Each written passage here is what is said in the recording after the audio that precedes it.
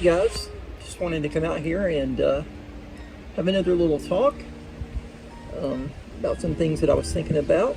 First off, I just want to let you know that the storm wasn't too bad. We're still under a tornado watch, and we've got some brisk winds here, as you can probably hear and see. I read a comment the other night about not having a genetic diagnosis of prader-willi syndrome and how that really puts you at a disadvantage with doctors and with insurance. And I would agree. Once you have that genetic diagnosis, things can kind of speed up, and certain specialists can be moved in and certain things can be taken care of for your child. That's very true, and the things with insurance are probably going to move a lot quicker. A lot more doors are going to open quickly for you. I think outside of insurance, and really this is always the way that I'd handled my health issues in terms of insurance and billing, is just looking at them as specific issues related to the syndrome and not the syndrome itself. So for instance, the endocrinology referral that I received, and how that was related to, because I never received HGH. Of course, it wasn't improved until I believe 2005 for kind of like the baseline therapy for prader-willi syndrome. I was referred to endocrinology for my normal growth benchmarks not being achieved, and my sexual development, and the issues that I had with hypospadias and whatnot, so I could get that HGH. And like I said, when I had the DEXA scan, it did show that I was several inches off the mark in terms of my growth, based upon the measurements of my hands and feet. And I needed to kind of have that little kickstart at that age to start puberty and start this growth spurt that occurs with kids. So, that was completed as its own thing. When I saw a nutritionist and a dietary specialist and a psychologist growing up, it was all kind of based upon the needs that I was showing, specific, again, not specific to Prader-Willi syndrome, but symptoms of the disease. And the again, with the endocrinology and the assistance in developing, along with endocrinology and a nutritionist dietitian helping me formulate a dietary plan based upon projected metabolism given Prader-Willi syndrome. And then again, like I said, I was kind of, there weren't, I don't know if it was developmental pediatrics was not so broad spread in terms of you being able to have access to them, but it was something I wasn't able to get in until age 4. And that specialist was brought up to Bowman Gray Hospital to do the evaluation for Prader-Willi syndrome. So, you kind of have to piece things together otherwise, I guess is what I'm trying to say. That if you don't have that clinical diagnosis, or that genetic diagnosis, you have to kind of piece things together if you have a clinical diagnosis. And I think a lot of that is not necessarily giving up on that genetic counseling and seeing a geneticist. I at some point would like to get back to a geneticist. I just have a lot of other problems that I'm dealing with now, urological and gastrointestinal, that are making it, those are kind of the things that I'm taking care of now. But I would definitely like to elucidate and see where my genetic problems with Prader-Willi syndrome lie, and how that is corresponding to my symptoms. Like I said, I've done a lot of research on it, and there's so much that I don't know about genetics, and I really think in my mind that there's prader-willi syndrome being a spectrum disorder, that there's still a lot of differentiation that needs to occur.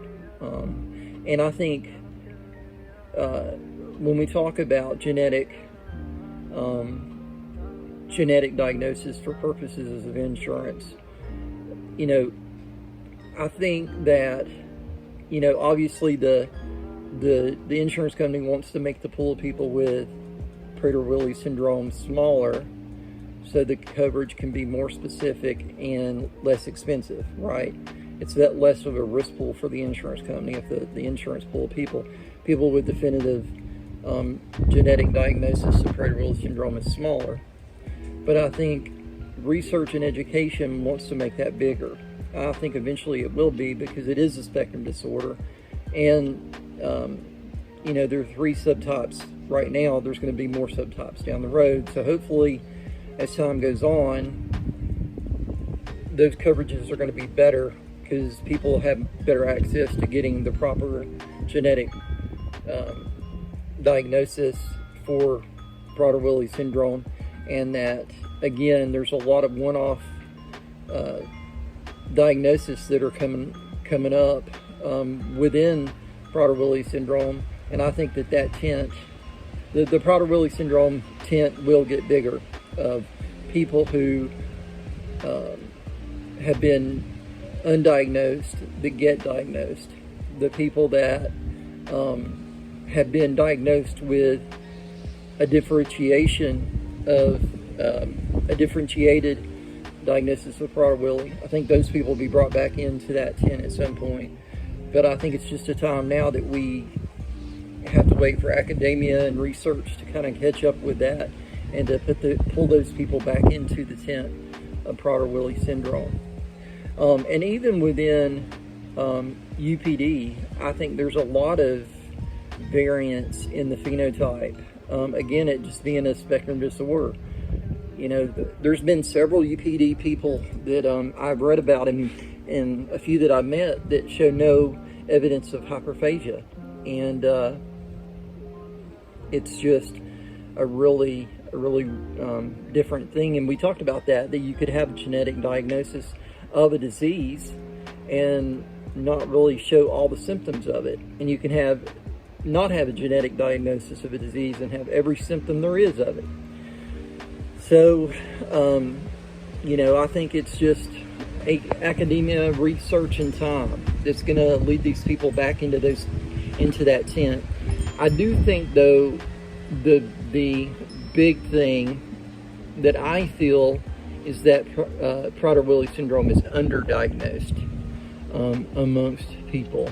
That there are more people out there that are affected that don't know they're affected, or have never been fully differentiated within a diagnosis, because you could have hyperphagia and they don't really correlate it. There's so many other problems that can occur for individuals, and I think hopefully soon we'll see that tent get bigger. So again, going back to the insurance and coverage, it's just something that even if you don't have the genetic diagnosis, you have to seek out those individuals. And I think it goes back to your pediatrician, to your primary care doctor, to your internal medicine doctor, someone that's going to be willing to help you get those referrals and help you get those issues taken care of. And again, coming back to the endocrinology is something that I think, if you have any indication that you have something genetic that's going on with your children in terms of Prader-Willi, definitely make that endocrinology the first appointment, and that genetic counseling the second appointment, for sure. That's my recommendation.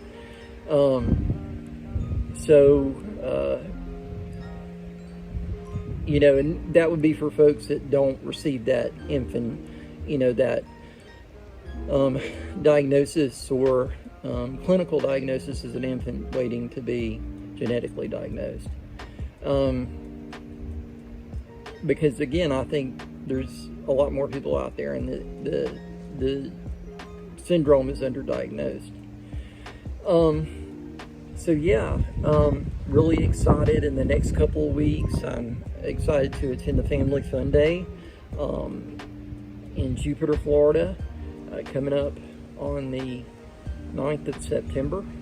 And I'm trying to make a way now, working on it, hoping for it, to see if I can get to the annual conference for the annual family conference for the Foundation of Prader-Willi Research in Denver, Colorado.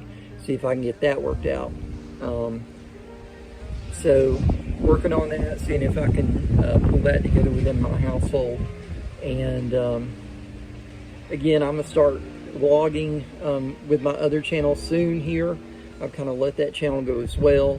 And I'm gonna try to do more daily things on this channel. And you know, as I read comments and questions from individuals within Facebook groups, on Instagram, I like to do videos talking about those specific subjects, because that kind of inspires me to think about it and to formulate views on it, why things are the way they are currently. So if you want to, you know, definitely subscribe to this channel. Feel free to comment if you have any questions or you just want to talk to me.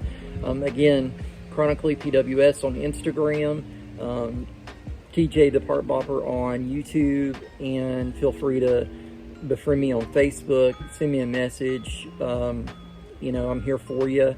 You know, I do this for the community as a catharsis for myself to talk about these things that I've faced in my life. And I would really like to talk to you and talk to you about your child, definitely talk to you about yourself if you have Prader-Willi syndrome.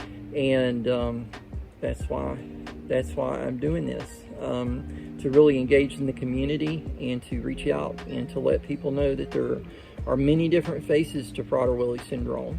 And just to keep your head up if you're newly diagnosed, to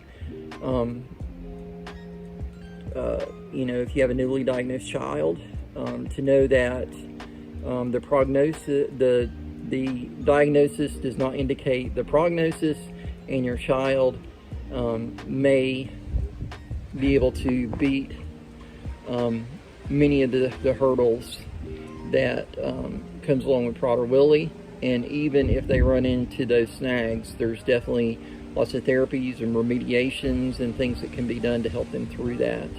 And that, you know, we as individuals with Prader-Willi syndrome, we have uncommon wisdom, and we're beautiful people. And a lot of us have insight, and, you know, we're introspective.